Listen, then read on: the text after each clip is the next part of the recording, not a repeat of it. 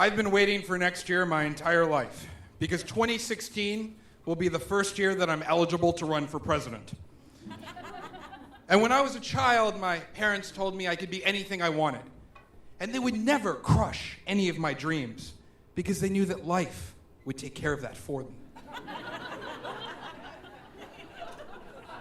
A lot of kids say they want to be president, but I really meant it. I was student body president of my middle school and my high school. And when it was clear that I wasn't going to be president of my college, I created and was elected to the title of Pope. But 13 years ago, when I was 24, I was going through that quarter-life crisis where you realize that none of the dreams that you had as a kid were actually going to happen. I was never going to be president or anybody important. And back then, I was managing this shitty restaurant in a bland suburb of Charlotte, North Carolina, filled with people that, had lots of money and no taste, the kind of folks that would wait in a long line to eat at Chili's and could never seem to get enough ranch dressing. And every night after work, I'd go back to my lonely apartment where I would ritualistically engage in what the Catholic Church calls self-abuse.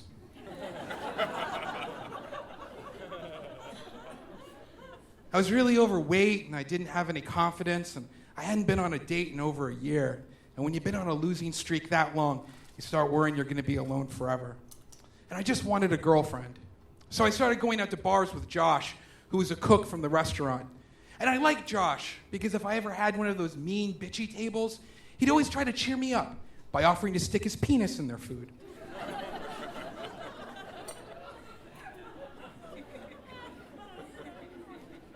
Josh was a star pitcher, and he got drafted out of high school, and he had all these scholarships to play college ball because he had a 95-mile-per-hour fastball and a splitter that would fall off the table.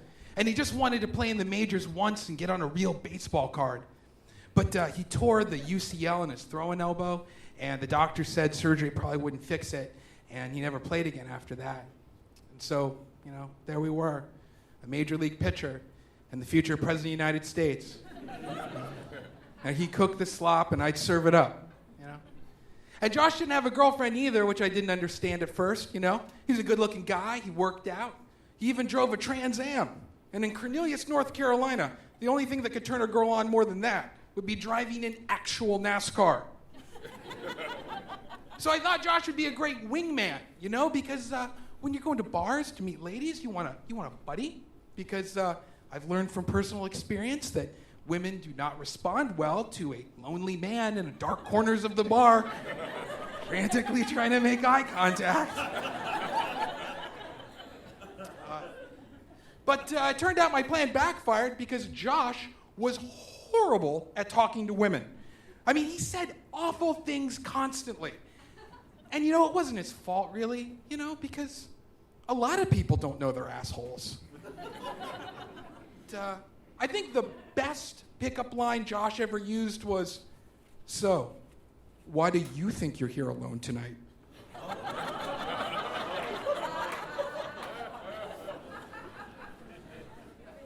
He could never not be an asshole. I remember one night there was this woman and she was just throwing herself at him. And she says, "The box rules the world, and I rule the box." To which Josh replied, "Well, why don't you and the box rule this table?"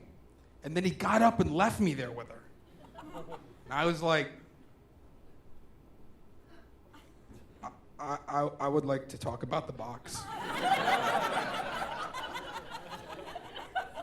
But she didn't talk to me about the box. And after going out to hundreds of bars with Josh, nobody talked to me about the box. So because I wasn't getting anywhere with him, I started going to this Caribou Coffee under the theory that I could meet women by myself by reading philosophy books at 2 p.m. Like some kind of sad geek mating gall. Go.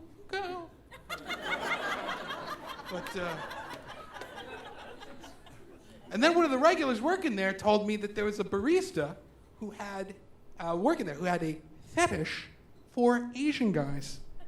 And that was kind of exciting because I didn't know that was a thing. But it was even more exciting when I realized I was like the only Asian guy in Cornelius, North Carolina. So I introduced myself, and she was super cute, and I invited her to watch me sing karaoke, which is the most Asian thing you can do in Cornelius.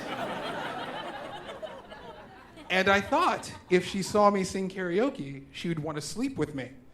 Because desperate people are extremely delusional.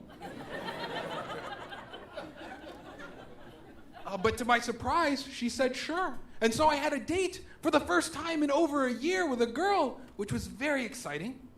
But the night of the date, I was at work, and this table walked in 10 minutes before close, and they wouldn't leave. And I couldn't leave because it was my job to lock up. And back then, a lot of people didn't have cell phones, so I couldn't call this cute barista to tell her I was going to be late. But Josh was working, so I grabbed him, and I said, look, I need you to go to this bar, find the barista, tell her I'm going to be late, and then just stall for a couple minutes until I can get there. Josh was like, yeah, sure, dude, no problem. I'll keep her occupied. That's when it hit me, you know?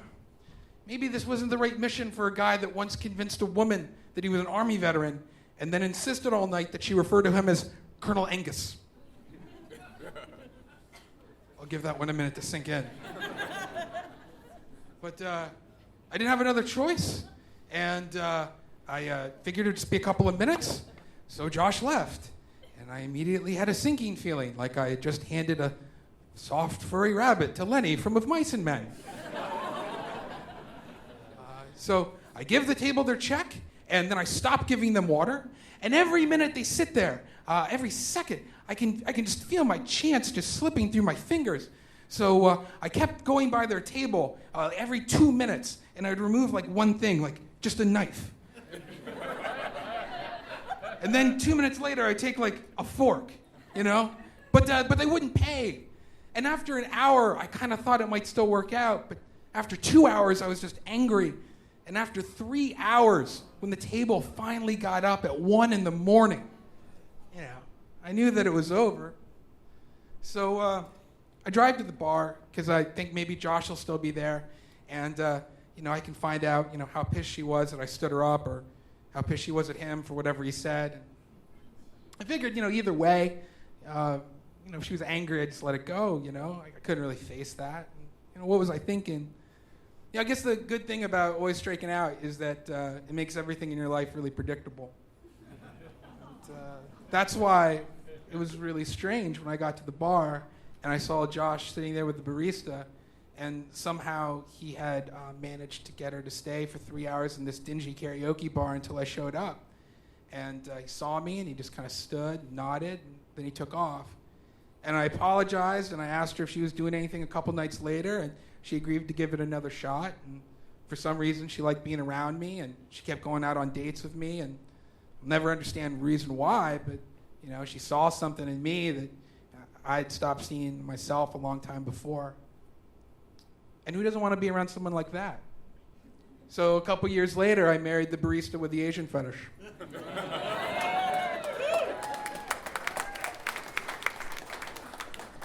And about a month ago, Josh called, and he invited us to his wedding. And he's asked me to be the officiant, which is the least I can do for the guy that took my wife out on our first date. He's getting married this October, right at the end of baseball season and when the presidential primaries are going to be heating up. And I can't help but think that the two of us failed exactly the way we needed to. Thank you.